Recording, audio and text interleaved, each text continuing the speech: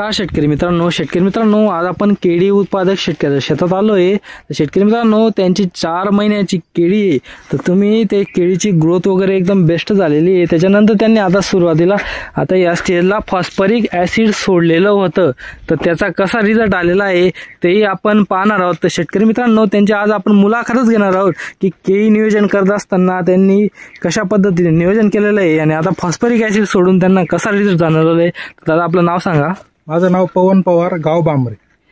तर किती हजार खोड केळी लागवड केली तुम्ही? आपण 3200 खोड लागवड केली, 3200 बाय 5 अंतराने। अगोदर पण केळी लागवड करायची का? हो, 2-4 वर्षापासून बंद केली होती, आता या वर्षी लावली। हा, मग आता तुम्ही केळी लागवड करून तुमचा केळीचा सगळे पोग असे सरळ आहे, काय वाटतं? पण पोग वाकडा नाही, कुठंच काही डिसीज वगैरे काहीच नाही। आणि त्याच्यानंतर तुम्ही आता किती महिन्याची केळी झाली तुमची? आता आपला 4 महिन्याची केळी झाली। 4 महिन्याची केळी झाली का? 5वा महिना चालू आहे। 5वा महिना चालू आहे। आता आपल्या दुकानात आले होते तुम्ही, आपण तुम्हाला फॉस्फरिक ऍसिड दिलेलं होतं, तर त्याचा तुम्हाला रिझल्ट जाणवला काही? हो, 100%। आता 3 दिवस झाले फॉस्फरिक ऍसिड आणि झिंक दिलं होतं त्याच्यात आपण, सिलेक्टेड झिंक। तर ते 3 दिवसात 3चा 4था दिवस आहे, तर आपण बघू शकता बुंद्यांची साईज आणि पोगा बुंदा असा फाटतोय बघा। हा, म्हणजे त्याची साईज बनायला सुरुवात होते। हा, तर शेतकरी मित्रांनो फॉस्फरिक ऍसिडचा फायदा असा असतो की आपण जे आपला केळीचा जो बुंदा बनत असतो, बुंदा बनण्यासाठी फॉस्फरिक ऍसिड खूप मदत करत असतं।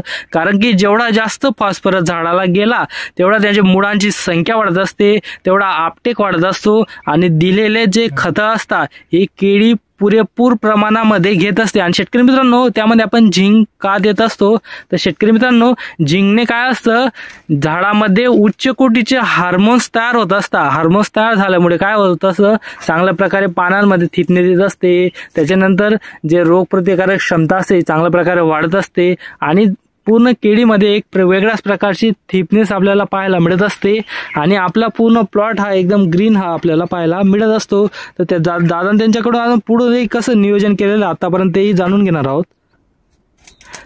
तर दादा आम्हाला केळीचं आता सुरुवातीपासून नियोजन सांगा। आता तुमचं फॉस्फरिक ऍसिड मुळे बुंदा आता लाल बनायला सुरुवात होते आणि तुमचा बुंदा बनेल अजून 2-3 महिने 4 महिने वेळ आहे तुमच्याकडे अजून। तर दादा सुरुवातीला कसं लागवड केली तुम्ही?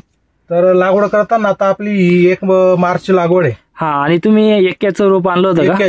जैनच्या एक्क्याचं रोप आहे, कोडे कंदांची लागवड आहे। तर कंद आणताना सुरुवातीला आपण त्या क्लोरो आणि युमिकच्या पाण्यामध्ये आणि बुरशीनाशक 5-10 मिनिटं बुडून आणि मग दुसऱ्या दिवशी लागवड केली।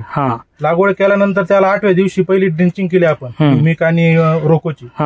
परत अशा वेळोवेळी 3 ड्रिंचिंग आपण त्याला केलेल्या आहेत। आणि त्याच्यानंतर 19, 12, 61 वगैरे हे पण सोडलेलं। 1 महिन्याची झाल्यानंतर पूर्ण केळी त्याची 1 महिन्याची झाल्यानंतर आपण पहिला बेसल डोस दिला होता, पोटॅश, सुपर फॉस्फेट आणि मायक्रोन्यूट्रिएंट। आणि खत देताना एक काळजी कोणती घ्यावी लागते सांगा बरं का? ती दोघं साईडला खत द्यावं, बुंदाच्या एक बिल्ला सोडून इकडनं कोरून द्यायचं आणि त्या साईडला पण कोरून द्यायचं। आणि दुसरा डोस देताना जागा पलटी करून म्हणजे दुसऱ्या साईडनी इथं डोस वेगवेगळे। आणि केळीचा मुख्य मुळा वाढण्यासाठी मायक्रोरायझाचं ऍप्लिकेशन करणं खूप गरजेचं असतं। जेवढा जास्त तुम्ही मुळा वाढलेला असतील, केळीचा मुळा म्हणजे पूर्ण म्हणजे शेतामध्ये मुळा असतात त्या आधार देण्यासाठी असतातच, पण तुमचं जर 18 इंचामध्ये जेवढं केळी असते त्याच्या अंडरमध्ये जेवढं हे मुळा असतात, तर त्याच मुळा ह्या अन्नद्रव्य घेत असतात। त्यासाठी आपल्या योग्य प्रकारे बेड प्रिपरेशन वगैरे चांगल्या प्रकारे असली तर आपल्याला केळीचं चांगलं। आता भाव वगैरे चांगले आहे केळीला, काय वाटतं? भाव चांगले, हा म्हणजे भावापासून चांगले भाव। हा, मग त्या हिशोबाने तुम्ही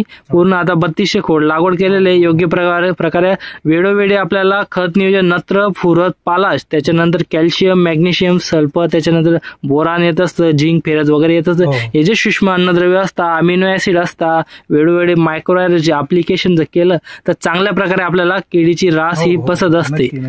तर शेतकरी मित्रांनो अशी आपण दादा त्यांची मुलाखत घेतलेली आहे, असं नियोजन आहे। अशा पद्धतीने पूर्ण बाग असा चांगल्या प्रकारे बनलेला आहे त्यांचावाला। म्हणजे आता त्यांचा बुंदा जो आहे असतो तो बनायला सुरुवात झाली। म्हणजे आता फॉस्फरिक ऍसिड 85% वाला जर त्यांनी पहिलंच ऍप्लिकेशन केलंय, किती दिवस अगोदर केले दादा? 3 दिवस झाले, आज 4था दिवस आहे। म्हणजे आता त्यांचा बुंदा बनायला सुरुवात झालेला आहे, पानं फाटायला लागली। हा, तर शेतकरी मित्रांनो असे नवनवीन व्हिडिओ पाहत राहण्यासाठी आपल्या चॅनलला सबस्क्राईब करून घेणे। धन्यवाद।